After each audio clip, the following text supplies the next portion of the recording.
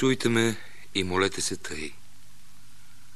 Отче наш, който си на небесата, да се свети Твоето име, да дойде Твоето царство, да бъде Твоята воля както на небето, тъй и на земята. Насъщния ни хляб дай ни днес и прости нам дълговете ни, както и ние прощаваме на длъжниците си. И не въведи нас в изкушение, но избави ни от лукавия.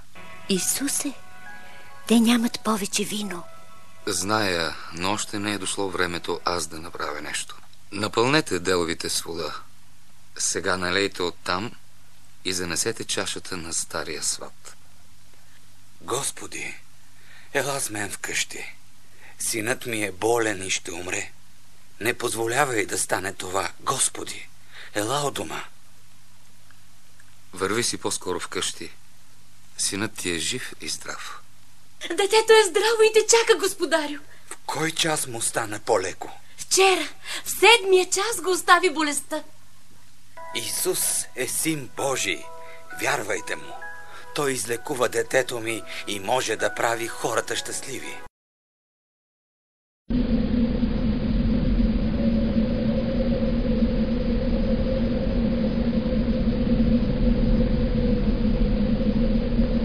Господи, дъщеря ми умира. Ела в моя дом и сложи върху нея ръцете си, за да оздравее. Моля те, излекувай дъщеря ми. Кой се допря до дрехите ми? Учителю, тук има толкова много народ. Нима в такава блъсканица може да се разбере кой се е докоснал до теб.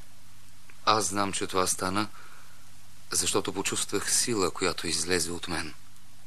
Аз бях, Господи, прости ми. Ето вече 12 години боледувам от тежка болест.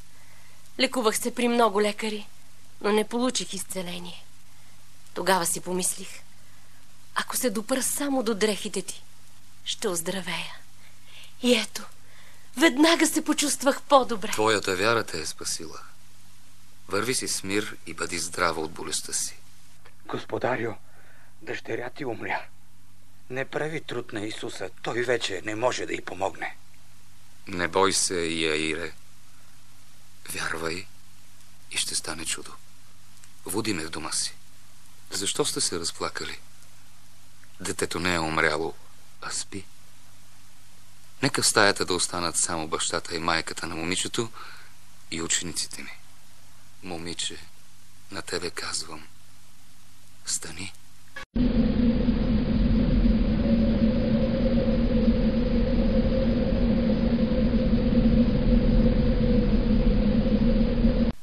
Учителю, разпусни хората да отидат до близките села да си купят храна и да пренощуват, защото тук мястото е пусто.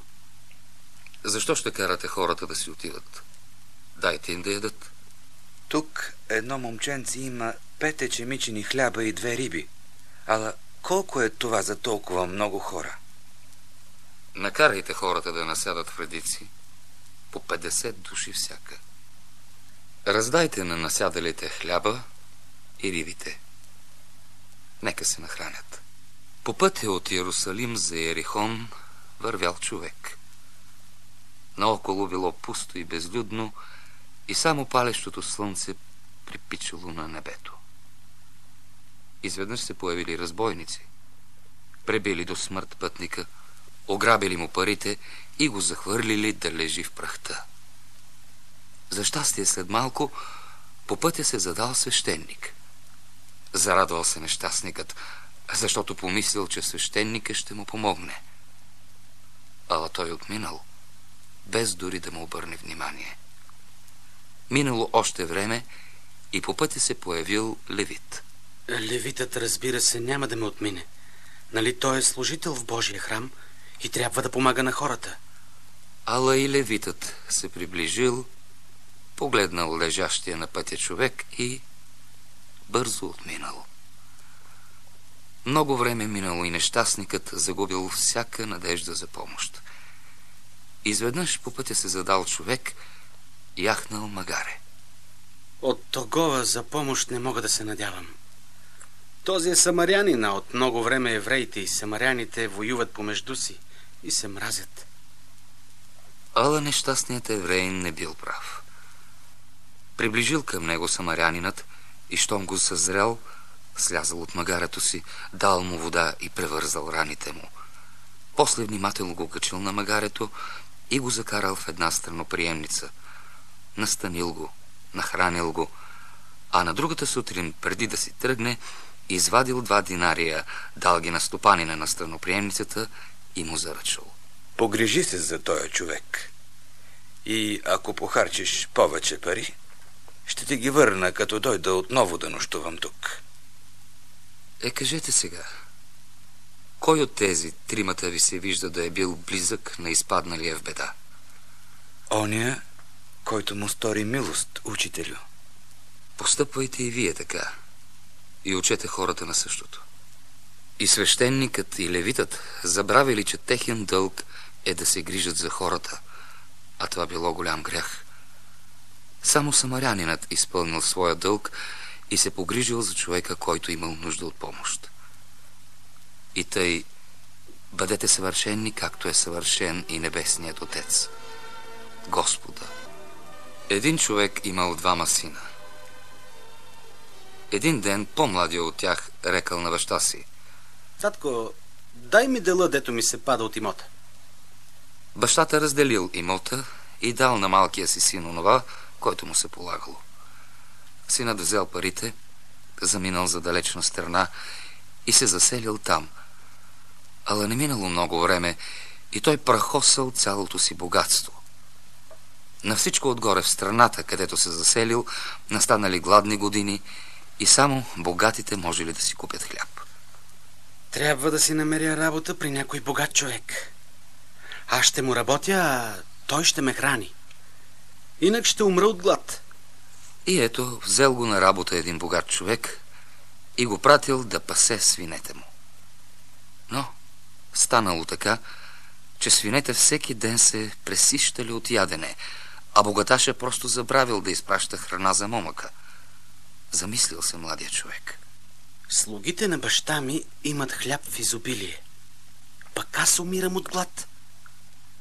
Ще стана, ще се върна при баща си и ще му река: Татко, съгреших пред Бога и пред тебе. Зная, че вече не съм достоен да се нарека твой син, но направи ме поне твой слуга. Така изторил блудния син. Когато баща му го видял, хвърлял се на шията на сина си и започнал да го целува. Изнесете най-хубавата премяна и го облечете. Сложете пръстен на ръката му и обуща на нозете. Докарайте и заколете угоеното теле. Нека ядем и се веселим, защото тоя мой син мъртъв беше за мен и оживя. Изгубен беше и се намери. По-стария брат бил на нивата. Когато се връщал, дочул, че в тяхната къща има празник и повикал слугите. Какво става? Защо в къщи има празник? Брат ти се върна, господарю, и баща ти заклал огоеното теле, защото брат ти е жив и здрав. Разсърдил се големия син и не пожелал да влезе в къщата. Баща му излязъл при него да го кани, ала синът не склонил. Татко, толкова години ти служа и не пристъпих ни веднъж твоя заповед. А на мене никога дори едно козле не си дал, за да се повеселя с приятелите си. А като дойде тоя ти син, дето прахоса имота ти, за него закла огоеното теле. Чедо, ти винаги си бил заедно с мен. Всичко мое е и твое. Трябва да се радваме и веселим за това, че тоя ти брат се върна жив и здрав у дома. Ето, с такава радост и прошка приема и Господ Бог всеки, който е съгрешил.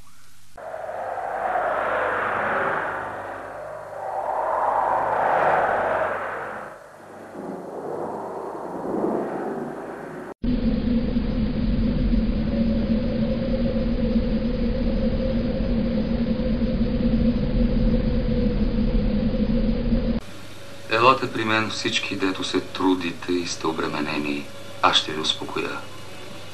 Аз съм пътят, истината, животът. Пътят към Отца е чрез мен.